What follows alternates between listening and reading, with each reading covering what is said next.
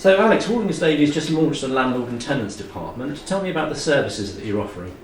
Yes, so we have launched this new landlord and tenant department. Delighted to announce its launch. The services we're offering are to do with lease extensions, mainly for flats, freehold acquisitions as well for blocks of flats, advice in relation to service charge disputes, ground rent issues, breaches of covenants within leases, all sorts of landlord and tenant related issues. Now you obviously feel there's a demand for these additional services in this particular field of the law. Why is that? Yes, so particularly at the moment there is heightened demand in the short term for lease extensions, courtesy of the government's stamp duty holiday.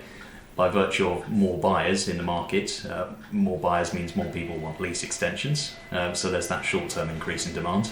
There's also an increased demand due to the number of issues that have occurred between landlords and tenants with ground rent arrears, things of that nature, rent arrears and repossessions. It's an area of the market which is undergoing an awful lot of changes, and with uncertainty comes more demand for legal advice, I'm afraid.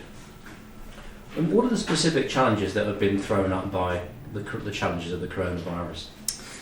So the rent arrears point is a key one. Many people have been financially affected by the pandemic, and by virtue of having less income, they are less able to meet their rent.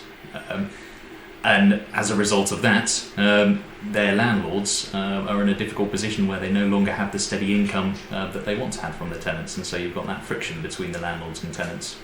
Also, there's an awful lot of changing regulations coming in from the government, and shall we say that the lack of clarity provided around all of these constant changes means that there's uncertainty, and again, uncertainty breeds a need for legal advice.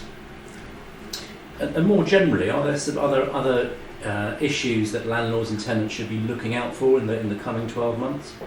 Yes, absolutely. So a lot of landlords and some tenants, I'm sure, will know that there was a moratorium recently where no tenants could be evicted at all. Now that's moved into a period now where tenants have to be given 6 months' notice generally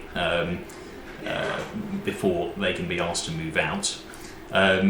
It's unclear whether this will be extended beyond March, which is the current deadline, and frankly, the government is bound to take at least some action beyond simply letting it lapse and returning it to how it was previously, which was a mere 2 months' notice by comparison. And do you think the rental sector is going to become more important in the years ahead? Yes, absolutely. So with the rental sector, again, I want to dwell on this problem with the effect on the economy and with people's incomes. As people's incomes are affected, so their ability to be able to own a property will also be affected. Now, I don't want to necessarily say that less people are going to be able to buy a house than before, but it seems a natural effect of a downturn in the economy that more people are going to be looking at renting. And so there's going to be more demand, and by virtue of that, the rental sector is going to become more important than ever.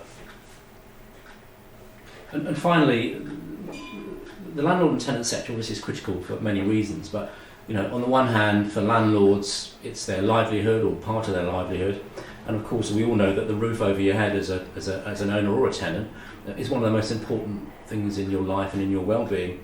How do you see the relationship between the landlord and the tenant? Sure, this is a good question. For me, it's absolutely about balance. I always say it's landlord and tenant rather than landlord versus tenant.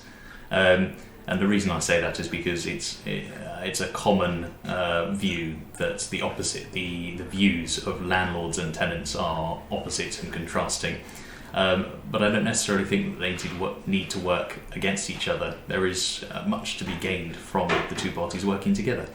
The landlord wants steady income, the tenant wants a roof over their head, and there's no reason that those two fundamental concepts need to be in opposition with each other.